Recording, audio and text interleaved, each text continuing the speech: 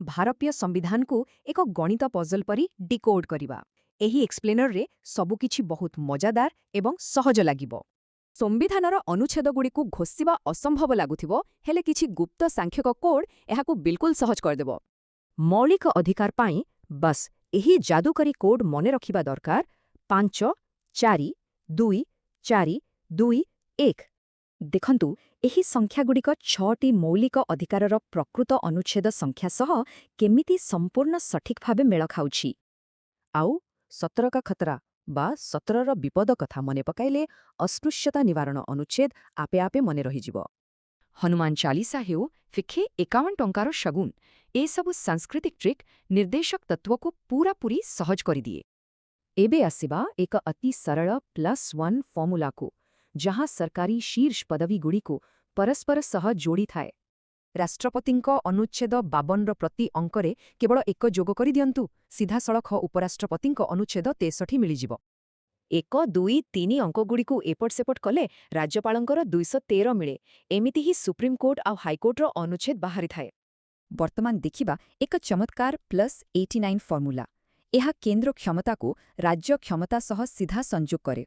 90 ଯୋଗ କରିଦେଲେ ରାଷ୍ଟ୍ରପତି ବା ପ୍ରଧାନମନ୍ତ୍ରୀଙ୍କ ଅନୁଚ୍ଛେଦଗୁଡ଼ିକ ସିଧାସଳଖ ରାଜ୍ୟପାଳ ଏବଂ ମୁଖ୍ୟମନ୍ତ୍ରୀଙ୍କ ଅନୁଚ୍ଛେଦରେ ପରିଣତ ହୋଇଯାଏ। କର୍ତ୍ତବ୍ୟ କିମ୍ବା ଭୋଟିଂ ଖୋରମ ପାଇଁ ମଧ୍ୟ ଏହା କାମ କରେ। ଆଉ ବିଲ୍ ଅନୁମୋଦନରେ 111 ସିଧାସଳଖ 200ରେ ପହଞ୍ଚେ। ଏବେ ଆସିବା ଆଉ ଏକ ମୁଖ୍ୟ ଫର୍ମୁଲା +90 ନିୟମକୁ। ଏହା କେବଳ ବଡ଼ ଆର୍ଥିକ ମାମଲା ପାଇଁ ଉଦ୍ଦିଷ୍ଟ। କେନ୍ଦ୍ର ବଜେଟ୍ ଅନୁଚ୍ଛେଦ 112ରେ ଅଛି। ଏଥିରେ ବାସ୍ 90 ଯୋଗ କରିଦିଅନ୍ତୁ, ସଙ୍ଗେ ସଙ୍ଗେ ରାଜ୍ୟ ବଜେଟ୍ 202 ମିଳିଯିବ। ଏହି ସମାନ +90 ଗଣିତ ବିନିଯୋଗ ବିଲ୍ ଏବଂ ଆର୍ଥିକ ବିଲ୍ ପାଇଁ ମଧ୍ୟ ନିଖୁଣ ଭାବରେ କାମ କରେ। ଜରୁରୀକାଳୀନ ପରିସ୍ଥିତି ବା ଇମର୍ଜେନ୍ସି ବୁଝିବାକୁ ଆଉ ଏକ ଦମଦାର ଟ୍ରିକ୍ ଅଛି। ଏହା ହେଉଛି +4 ବ୍ୟବଧାନର ସୂତ୍ର। 352ରୁ ଆରମ୍ଭ କରନ୍ତୁ, ରାଜ୍ୟ ଇମର୍ଜେନ୍ସି ପାଇଁ 4 ଯୋଗ କରନ୍ତୁ, ଆଉ ଆର୍ଥିକ ଇମର୍ଜେନ୍ସି ପାଇଁ ଆହୁରି 4 ଯୋଡ଼ନ୍ତୁ।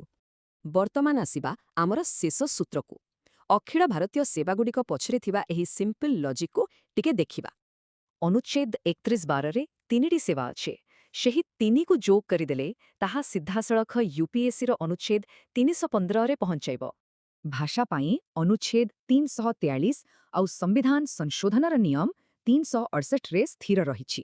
ଏହାକୁ ମନେ ରଖିବା କେତେ ସହଜ?